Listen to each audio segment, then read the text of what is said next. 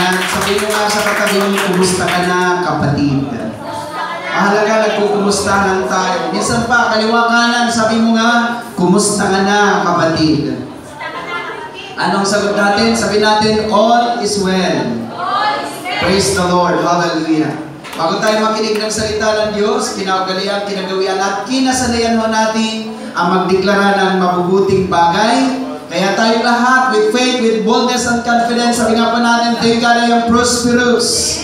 Sige, lakasan natin, because I'm blessed by the Lord.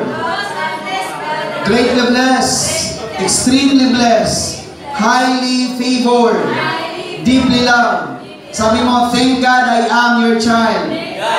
I cannot be denied. I am your beloved. Everything in my life is well. Sabi mo, my life is well. My family is well. My job is well. My business is well. At sabi mo, in the presence of God, nothing is missing. Nothing is broken. Sabi natin, all is well. Sige, palapakan natin si Jesus. At po natin, sa presensya ng ating Panginoon, ang lahat ng bagay ay mabuti at lahat ng bagay ay mainam, mga kapatid. So, atin pagpapatuloy. Wala na po tayo ng tayo dahil nahagip tayo sa camera.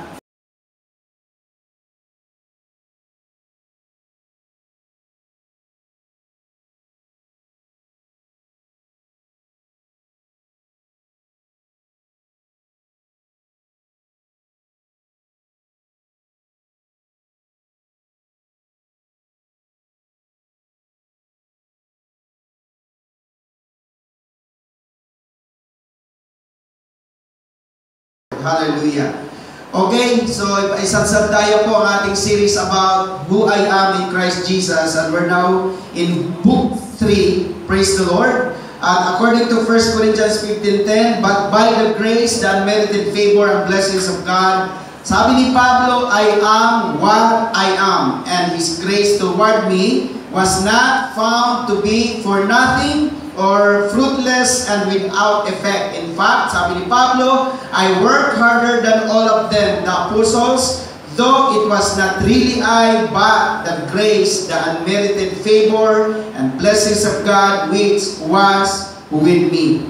Praise God. Let us review sa ating mga tinalakay, part 1. Atin na pong tinalakay, I am abounding in Christ Jesus. And part 2, I am accepted in Christ Jesus. And part 3, I am alive in Christ Jesus. Part 4, I am anointed in Christ Jesus. And part 5, I am assured in Christ Jesus. And part 6, I am baptized in Christ Jesus. And that was last Sunday. At ating inacronym, mga kapatid, ang SCUN. S-C-U-N. I am set free in Christ in baptism. I am clothed in Christ in baptism. I am united in Christ in baptism. And I am new in Christ in baptism. And this morning, we're now in part 7. Sabi natin, hallelujah! Nasa umuusap tayo, I hope na nagkakaintindihan tayo, mga kapatid. At entitled, I am belong to Christ Jesus. Sabi nga ninyo, belong.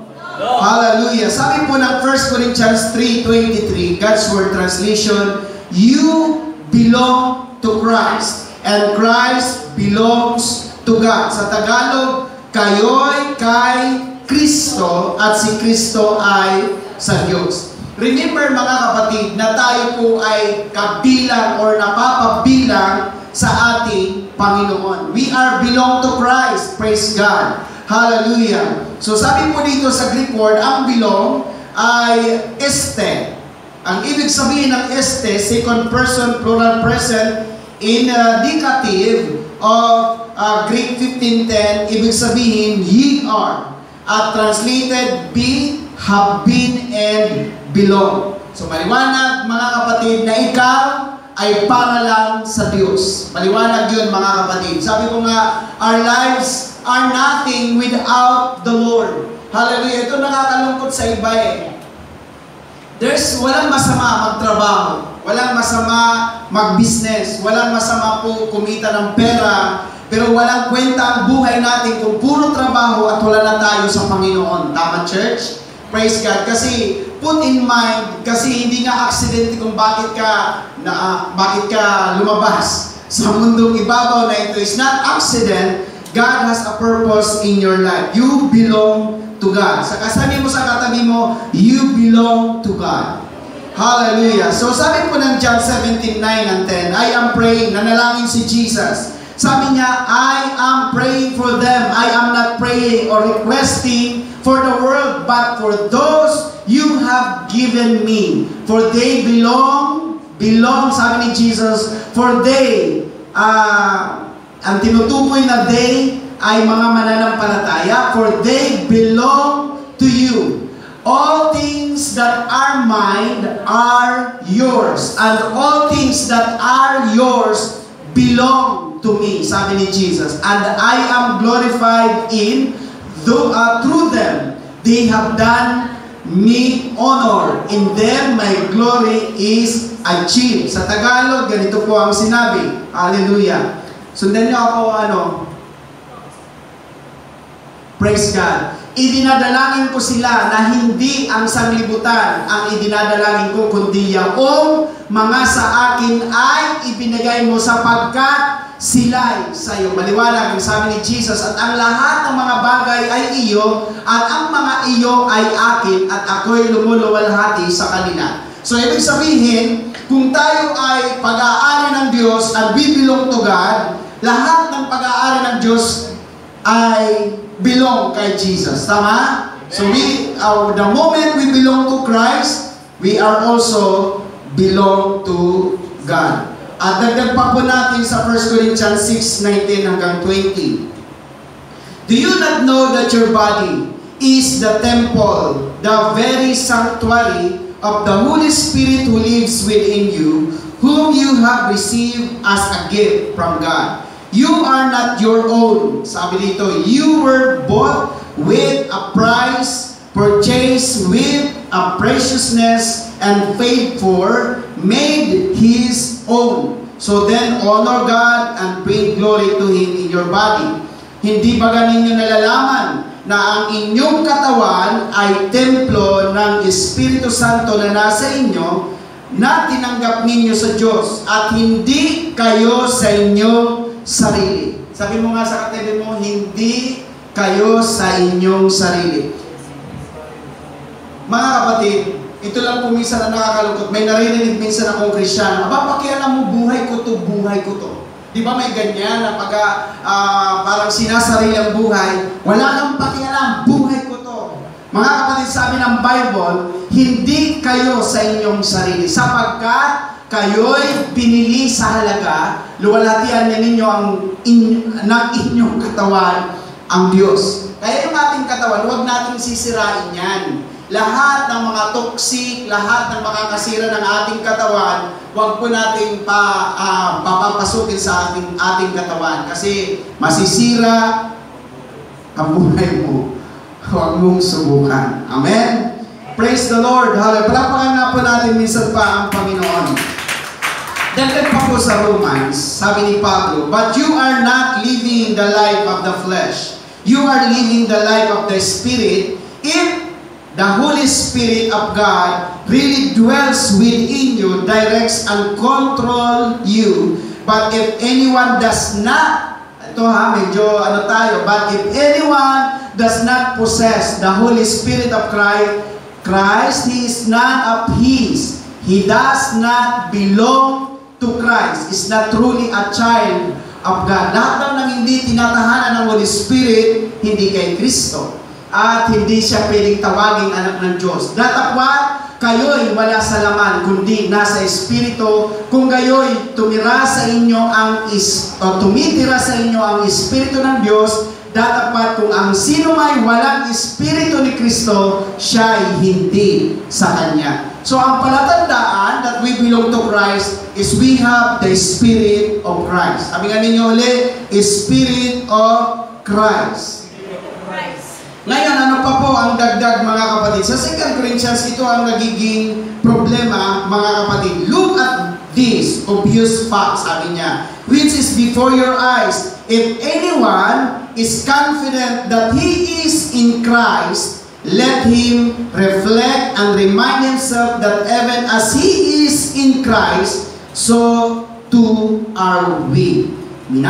Sabi niya, minamasdan ninyo ang mga bagay na nahaharap sa inyong mukha. Kung ang sino man ay mayroong pagkakatiwala sa kanyang sarili na siya kay Kristo, ay muling dilidilihin ito sa kanyang sarili na kung paanong siya kay Kristo, kami naman ay gayon din kay Kristo. Tingin kayo sa akin, may barrier attention. Huwag po natin sasarilinin kasi minsan may mga church, kami lang ang ligtas, sila hindi. Kami lang ang mahal ni Kristo, sila hindi. Hindi po. Kasi kung tayo ay napapabilang kay Kristo, marami rin po ang napapabilang kay Kristo. Kasi sabi ng 1 Corinthians, ito pang division. Sabi niya, what I mean is this, that each one of you either says, I belong to Paul, or I belong to Apollos, or I belong to Cephas or Peter, or I belong to Christ. Ibig ko ngang sabihin ito na ang bawat isa sa inyo ay nagsasabi, ako'y kay Pablo, at ako'y kay Apollos, at ako'y kay Cephas, at ako'y kay Kristo. Wala po tayo mga kapatid. Dapat si Kristo lang ang ating iniidolo. Sabi mo nga, Christ is my idol. Di ba? Walang masama na humanga tayo. Pag may girlfriend ka, hinahangaan mo yan. Di ba? Pag may asawa ka, hinangaan mo yan. Pero kung may hahangaan tayo, it should be Christ. Tama ba, mga kapatid? Hallelujah. Kasi minsan, ang iba, luya na luya. Sabi ko nga, may narinig nga ako minsan, sabi niya, alam mo, pastor, pag iniwanan ako ng aking asawa, ikamamatay ko. Aba, matindi, sabi ko. Bakit naman? Kasi pastor, siya yung aking buhay. Wow naman talaga. Siya ang buhay. Pero alam niyo po, yan ay mali, mga kapatid. Kasi sa tao, wala talaga tayo assurance. Wala tayo, kasi ang tao, pwede mamaya bukas magbago ang isip niyan. Tama? Pero ang Panginoon, kapag tayo ay naging loyal sa Kanya, isa lang ang tiyak, ang Diyos natin, hindi siya nagbabago. Tama ba, church? Amen. Hallelujah. Praise God. Palapakan natin ang Panginoon. Yan natin ngayon para manamnam natin. I-acronym natin ang choco. Chocolate. C-H-O-C-O. Praise God. Para matandaan natin. Number 1, ang mga na kay Kristo ay napako kasama ni Kristo. Sabi ng Galatians 5:24, and those who belong to Christ, Jesus, the Messiah, have crucified the flesh with his passion and appetites and desires. Matindi, dahan-dahan mo, huwag mo muna ilipatan na. Balik tayo. Sabi dito ng Bible, ang mga nasa kay Kristo ay kasamang naipako ni Kristo sa krus. Yung mga kapatid, yung flesh. Ano daw yung flesh? Yung human nature. Ang gulo naman ni... yung human nature, which is passion. Yung laman, may passion yan. May appetites yan. At saka may desire yan. Napapansin niyo po ba yung inyong flesh? May desire yan. Mayroong pagnanasa yan. Amen? Ngayon, kapag hindi yan naipako kasama ni Kristo, buhay na buhay yan. Tagalog, basahin natin. At ipinako sa krus ng mga nakay Kristo Jesus ang laman na kasama ang masasamang pita at mga kahalayan nito. Praise the Lord. Alam niyo po kung bakit may rape, bakit may mga sexual intervention? Because of the flesh. Sabi nga ninyo ulit, flesh. Di ba sabi ko nga sa inyo, yung isang farmer, bumababa, every Saturday, bumababa siya sa bayan. Dala-dala ang kanyang dalawang aso, white and black. Praise God. Pinaglalaban niya, pinagpupustahan ng mga tao, pinaglalaban niya ang kanyang aso, at alam ng may-ari kung sino ang mananalo sa kanyang dalawang aso. There was a man na curious. Sabi niya, Sir, paano ko nalalaman na puti ang mananalo o itim ang mananalo. Ang sabi po ng farmer na yan, sabi niya, kung gusto kong panalunin ang puti, binubusog ko ang puti, ginugutom ko ang itim. Kasi hamak na malakas ang busog kaysa gutom. Ngayon, kung gusto ko panalunin ang itim, binubusog ko ang itim, ginugutom ko ang puti. So ano po yung moral lesson? Ano ang higit mong tinifeed? Yun ang higit na mananaig sa buhay mo. Nagkakaintindihan? Kapag halos lahat ng ginagawang puro sa flesh, mananaig ang flesh. Ang tanong sa inyo, ilang oras ka nagbabasa ng Bible? For spiritual. Ilang oras ka nananalangin sa Diyos?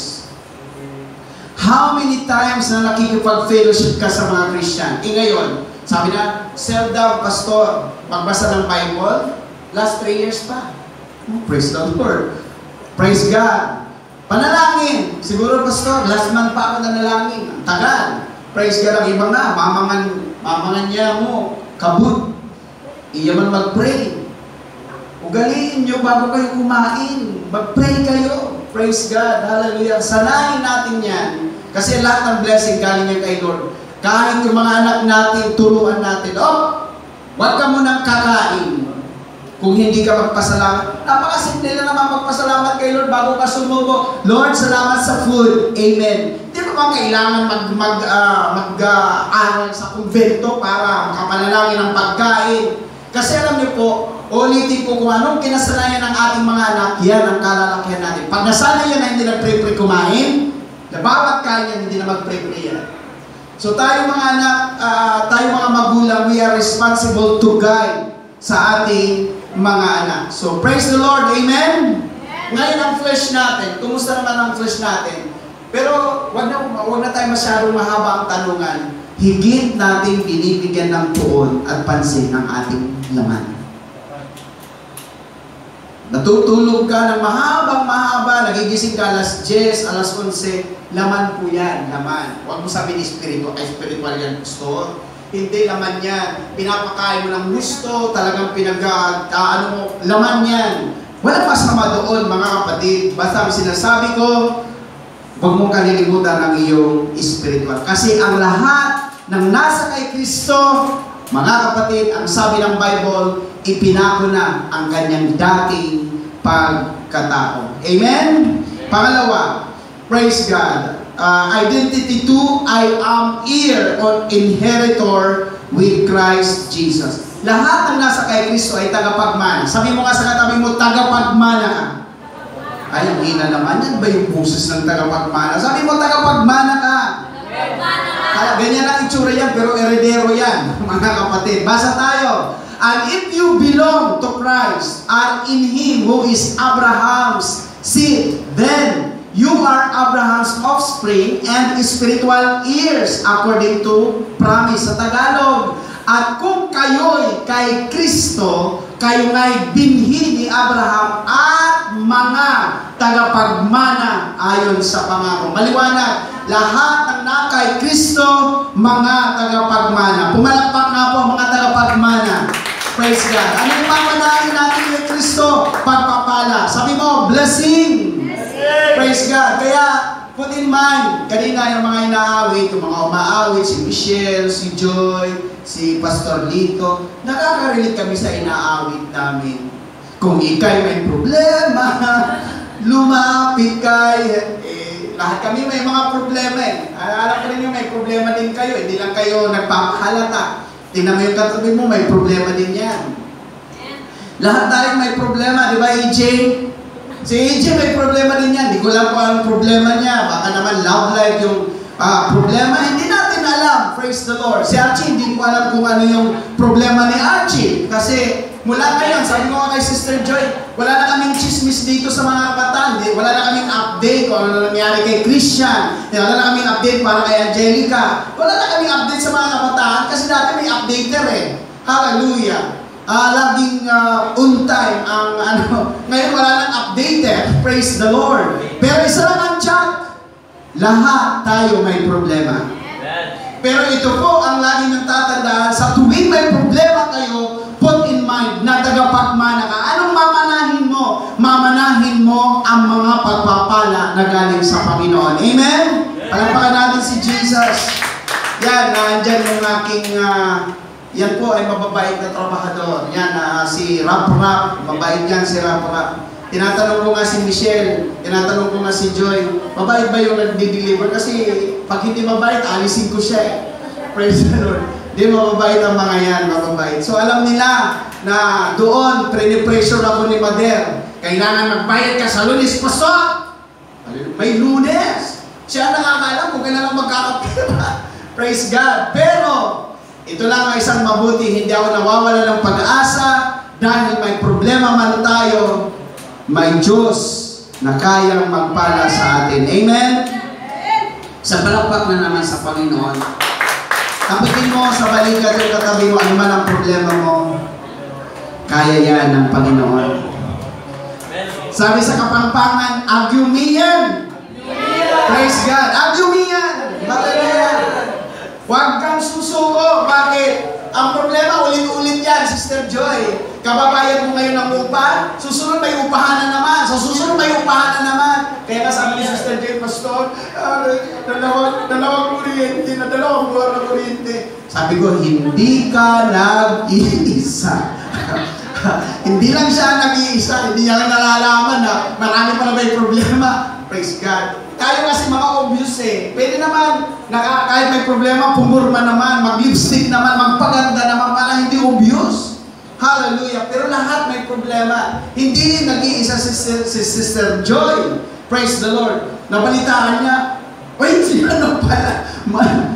Praise God. Hindi tayo nag-isa. Pero ito lang sinabi ko kay Sister Joy. Natanda mo, Sister Joy, mula nang tumira kayo dito, laging nagkakaproblema sa renta, nagkukulang sa renta. Pero kita mo nakaabot ako na 2024. Bakit nabayaran kahit pa paano yung mga nakaraan? Ganon din ang gagawin sa buwan na ito. Praise God. Hindi mo rin mamamalayan, malalagpasan mo rin kasi ang Diyos ang magbibigay ng pamana sa bawat isa. Palapakan natin siya. Amen. Pangatlo, hallelujah, para hindi tayo magtagal. Praise God. Identity 3, I am overcomer in Christ Jesus. Yan ang maganda. Basa tayo. Let children, you are of God. You belong to Him and have already defeated and overcome them, the agents of the Antichrist, because he who lives in you is greater or mightier than he who is in the world. Sa Tagalog, sabi niya, kayo'y sa Diyos, mumunti kong mga anak at inyong dinaig sila sapagkat lalong dakila siyang nasa inyo kaysa nasa sanlibutan. Tandaan po ninyo, mas dakila yung nasa atin. Mas malaki ang Diyos natin kaysa problema natin. Tama? Kaya mga overcomer, kaya tayo pag may problema, isa lang ang lalabas ng bibig natin, kaya ko yan. Amen? Sabi mo sa katabi mo, kaya ko yan. Kaya natin yan. Praise the Lord. Ako, ang dami ko pagsubok. Praise the Lord. Hallelujah. Si brother Roy. Ano yan?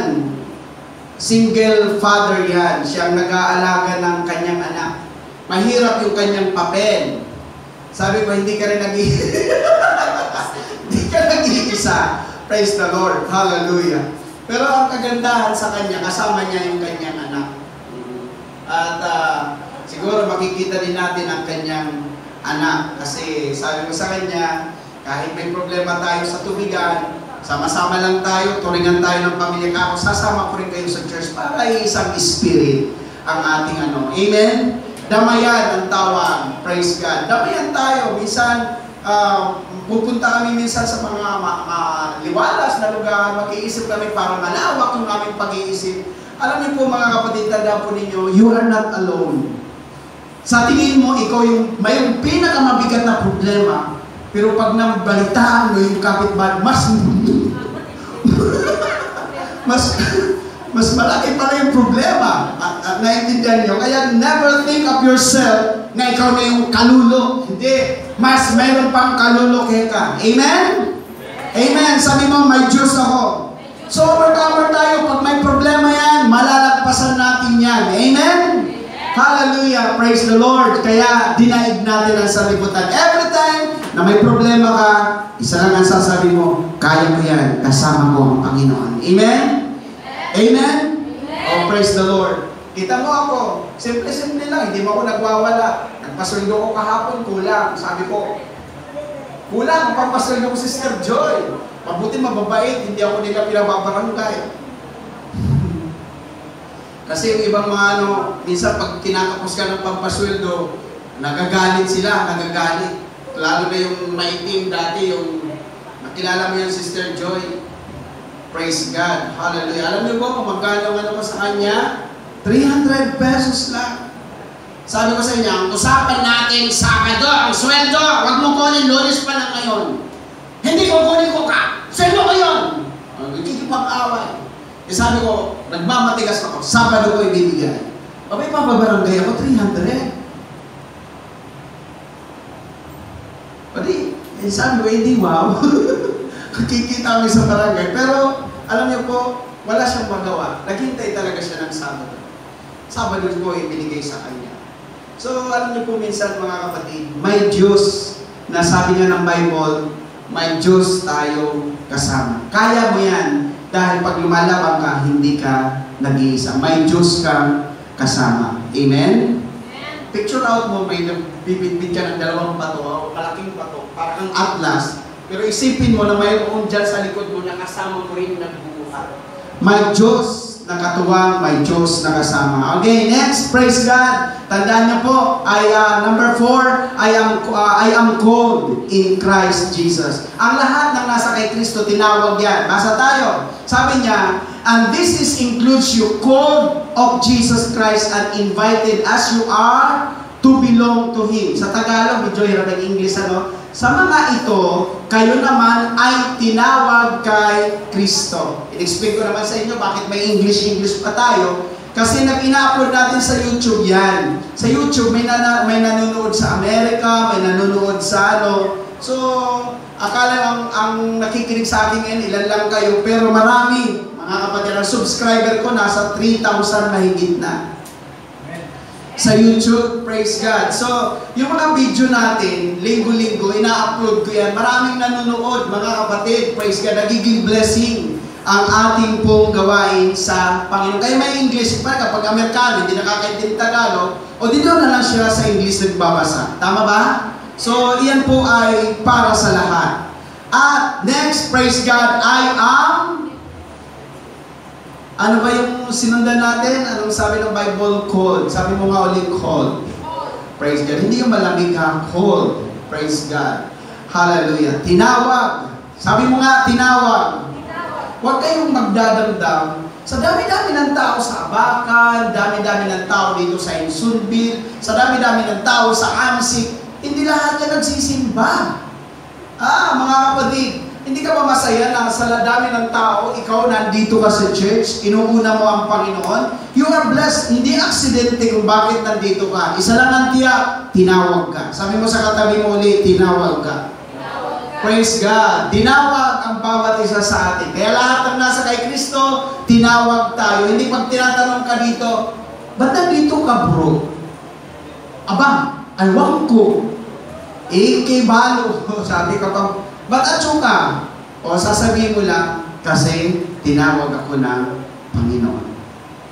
Amen? Last na po tayo. Praise the Lord. Identity 5, I am optimistic in Christ Jesus. Ano bang ibig sabihin ng optimistic? Positive, lagi nakalinger. Sabi ng Romans 14:8, if we, sabi ni Pablo, itong magandang deklarasyon ni Pablo, if we live to the Lord, and if we die to the Lord. So then, whether we live or we die, we belong to the Lord. Yan ang magandang deklarasyon. Ano sa Tagalog? Sabi na Tagalog, sapagkat kung nangabubuhay tayo, sa Panginoon tayo'y nangabubuhay. O kung mamamatay man tayo, sa Panginoon tayo nangamamatay. Kaya't sa mabuhay tayo, o sa mamatay man, tayo'y sa Panginoon. Sabi mo nga ulit, sa Panginoon.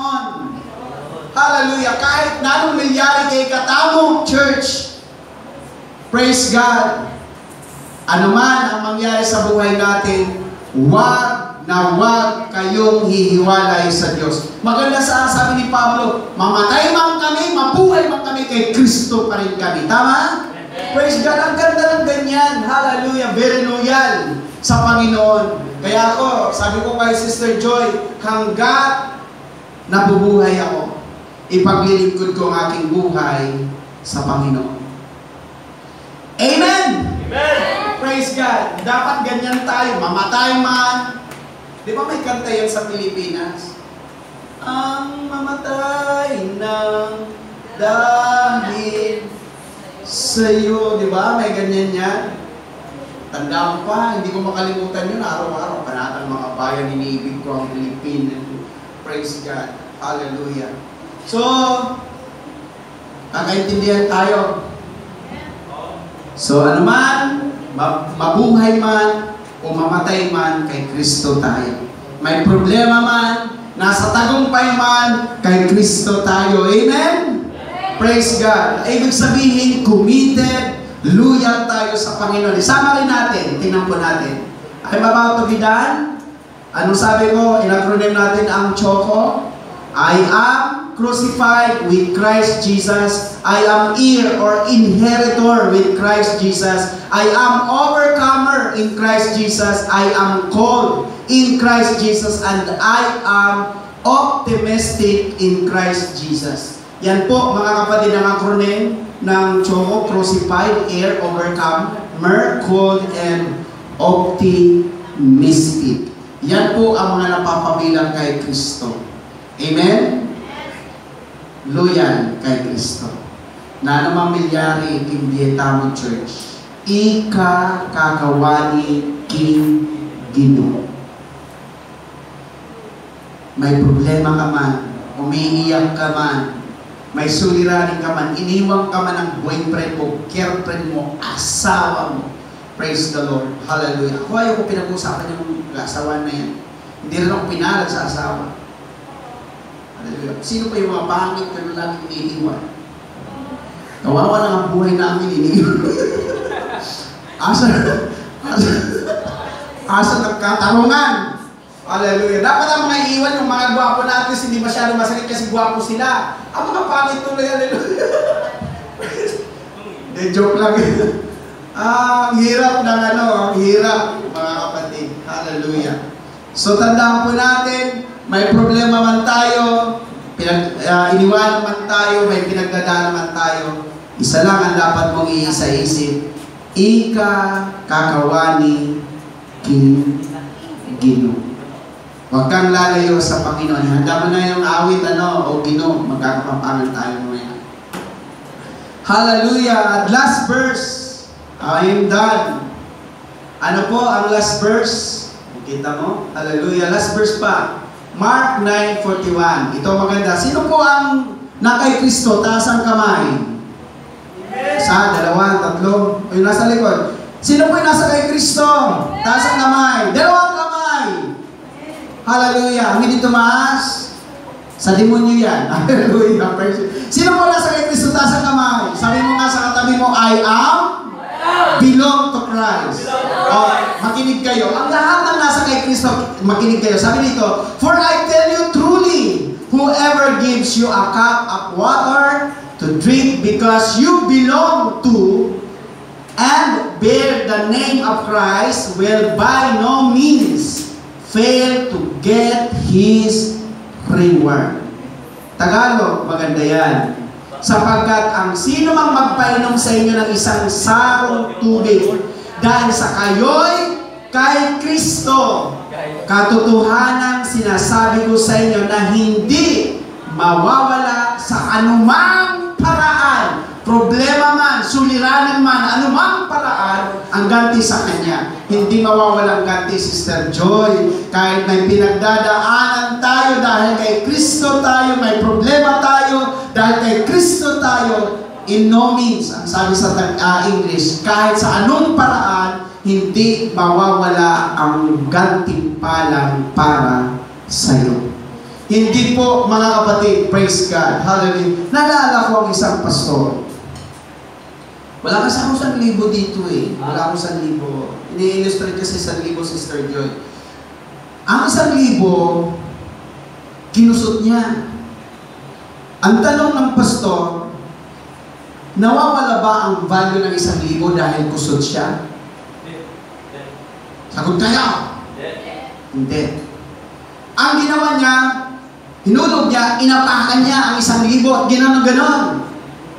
1,000 pa po ba siya o nawala ang pagiging 1,000? 1,000 pa rin. Pinunit niya ang 1,000. Ang tanong, naging 5 piso ba o 1,000 pa rin? 1,000 pa rin. Ang pera, ano man ang gawin natin, hindi nawawala ang value. O sa Tagalog, hindi nawawala ang halaga. Makanyan mo rin kindi mo. Na anumang pinagdadaanan natin, pero yung halaga mo bilang anak ka ni Lord, bilang mahal na mahal ka ni Lord, hindi nababago. Kahit ating kang problema, mahal ka pa rin ni Lord. Anak ka pa rin ni Lord. Kaya hindi po basihan yung pinagdadaanan natin sa ating estado kay Lord. Praise God. Na anumang nangyari in biyeta mo, mahal ka pa rin ng Panginoon. Laging isipin mo yan, hindi nawawala ang pagiging anak mo sa Panginoon. Sabi mo sa katabi mo, mahal na mahal ka ni Lord. Kahit ako, niwanan ako ng aking asawa, isa naman siya, mahal ako ni Lord. Hindi nagbago ang pagtingin sa akin ni Lord. Amen? Kaya sabi ng Bible, lahat ng nakay Kristo sa anumang paraan, hindi mawawala ang ganti sa Kanya.